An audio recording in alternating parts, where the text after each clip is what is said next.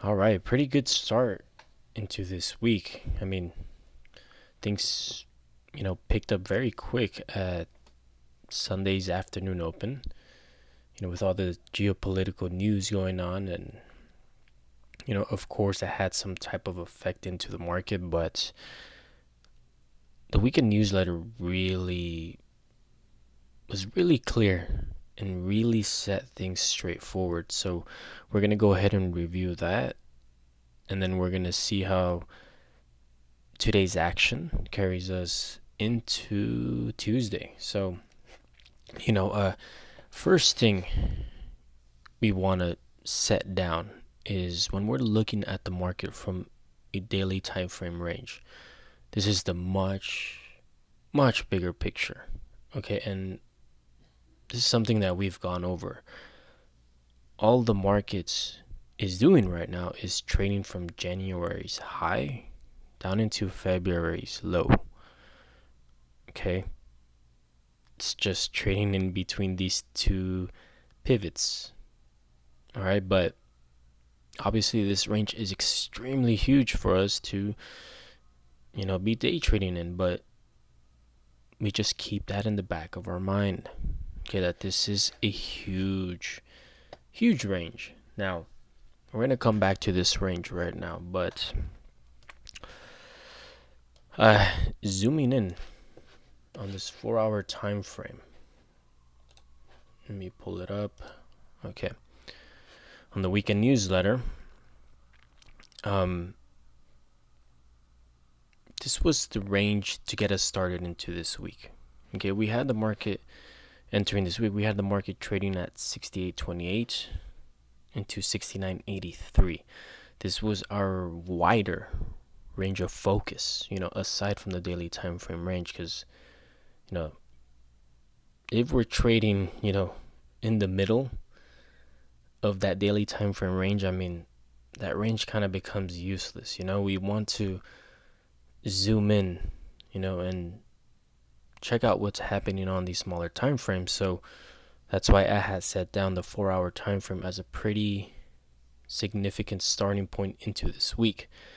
So there was two main key points I wanted to point out on this 4-hour time frame, and this was that the market was stuck in between these two pivots entering, Sunday's open, 69.83 down into 68.23. And as long as the market would remain inside of here, the 4-hour time frame is in a consolidation state. All right. And point number two was that 68.28 is the bigger sell trigger. Breaking unders, this was one of the huge things here that made things, very simple. I didn't touch up on the weekend newsletter on any particular sell case. I was looking to position long if the opportunity showed up. I didn't talk about any sell case. Okay, but one of the big things here was that 68.28 was a bigger sell trigger. If the market were to break under 68.28, this would signal to us that the market would attempt to break down this 4-hour range and look to extend us to 67.51. Okay? But like I said, we're going to come back to this time frame. Breaking under 67.21, breaking under 68.28 extended us to the lower end of this daily time frame range. Now, this is a much bigger sell trigger. Okay, and Sunday's afternoon open, the market immediately gapped under 68.28. Buyers attempted to, reclaim quickly, but buyers were rejected, and this set off a sell under 68.28. And what that would put in play is the lower end of this daily time frame range at 67.51. So we knew that 68.28 was a bigger sell trigger. We knew to get anything going sellers have to break the market out of that range. Good, they got it. But on the bigger time frames, that's extending us into the lower end of a much bigger range. And getting into this lower end of this range for any further momentum, sellers would have to trigger a bigger breakdown under 67.51. These, looking to get short at these extreme lows of, this range is, if you land on the wrong side of the trade like today, you can get absolutely destroyed if your risk management is not in place. Okay, so that's why in this past weekend newsletter I sent out on Saturday, I didn't really touch up on a sell case because I knew, and as readers should know as well, is that under 68.28 puts the lower end of the daily time frame in play. And looking to get short at these extreme lows, it's such a much harder type of trade. And they are lower probability types of trade. And I knew we were heading into the lower end of the range. I am more interested to look for failure of it. To look for sellers to fail on the breakdown to get long. Okay, the time to get short, in reality, it was last week on the breakdown of 69.41. If you were interested to short the market. If you're looking to short down here at the lower end of a much bigger range, good luck. It'll work 1 out of 10 times, but I don't like those odds, and I don't take those odds. So that's the reason for me, specifically looking to position long, as I was going over in yesterday's newsletter. So yeah, under 68.28 extended us to the lower end of that bigger daily time frame range. If we zoom in back into the 1 hour time frame, we get a little bit more clarity on the structure. Is, as readers should know, all the market has been doing, is trading within a previous 1 hour range that failed, which triggered, a sell under 69.31.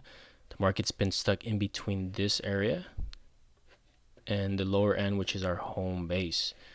And, there's just another reason on why I was looking to position long in last night in the newsletter that I sent over the weekend.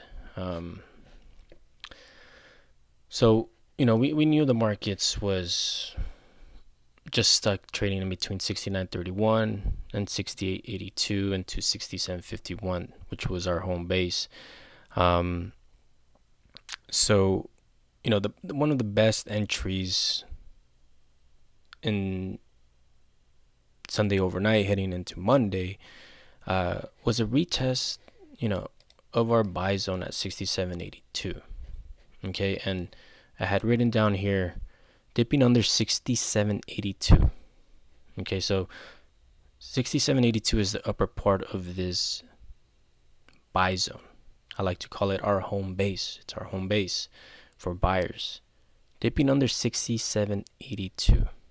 And the market is instantly met with buying pressure, which, look, we tested inside. Buyers came right back over. Reclaiming back over 67.82 is a long entry that I'll be watching to set off a move back up 68.08, 68.28 as the first batch of targets. So, that was very straightforward. Okay, reviewing Sunday into Monday's action, on Sunday's afternoon open, the market gapped down below 68.70, and we gapped under 68.28, which was that 4-hour lower pivot. Like I mentioned at the beginning of this video, buyers attempted to reclaim back over, okay, within the first couple hours of Sunday's open, but buyers failed. And that failure to hold above 68.28, triggered a sell right back down into our area of focus. Buyers stepped in. The market tested here, picked up demand, and this set up the market to move back over 68.28 into the cash open. Now,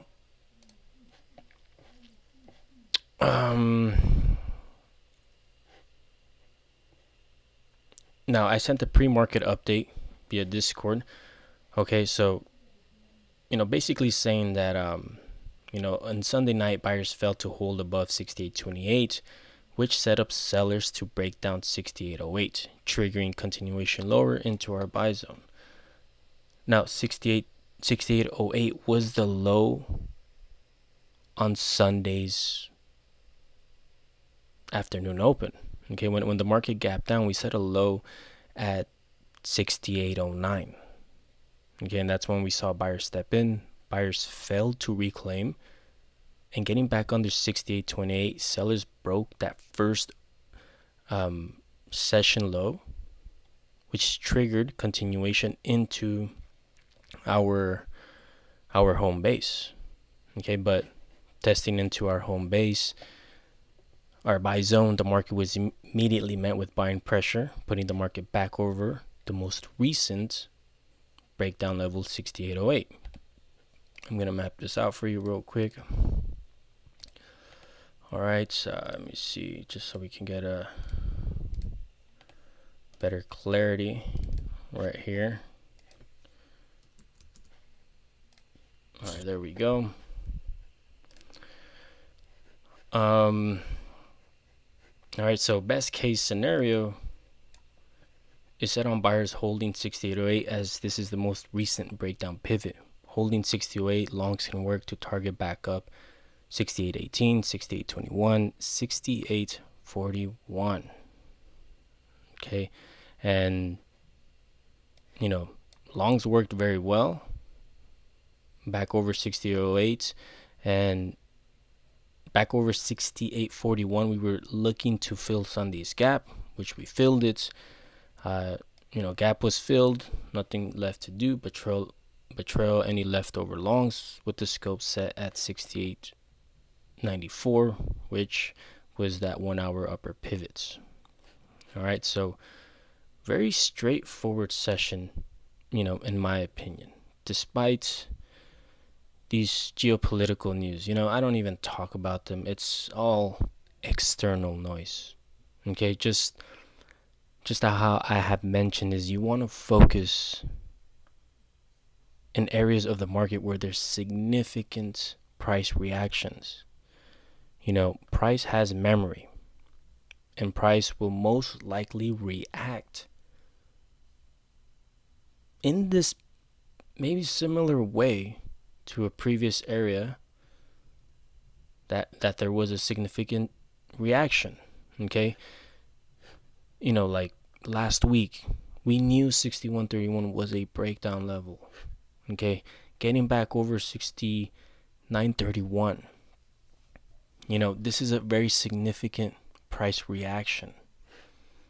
It's not a surprise that sellers stepped in here and drove the market down. 67.51, 67.82 buy zone is an area of the market where there was a previous significant reaction right over here. Okay, you got to pay attention to these type of things. So, very straightforward. Okay, under 68.28, we set up to test the buy zone. Longs worked perfectly at this area.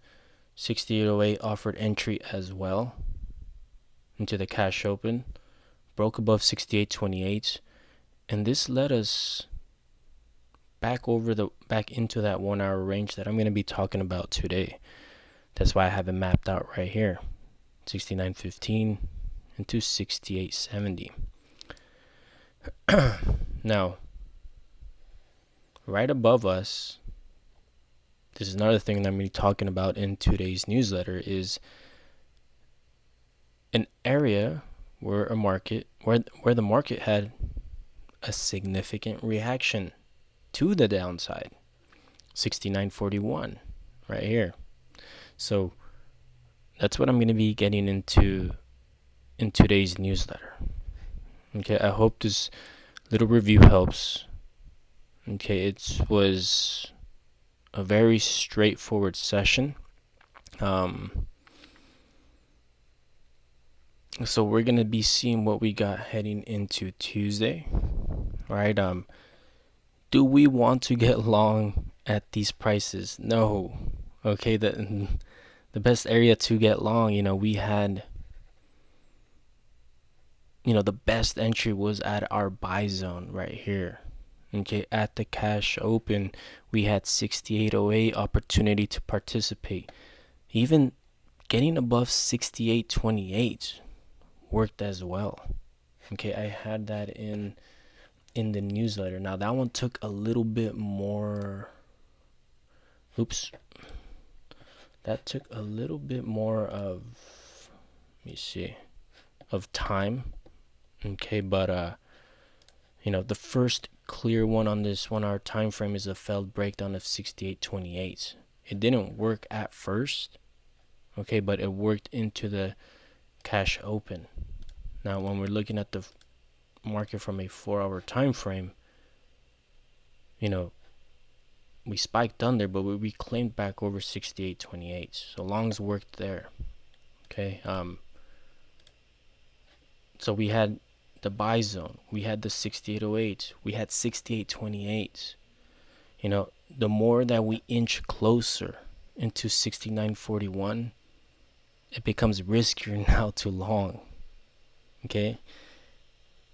If you weren't longing at this area and you want to long up here, it doesn't make any sense, because this is where risk management has to come into place. We're coming into an area where there was a significant reaction into the downside. And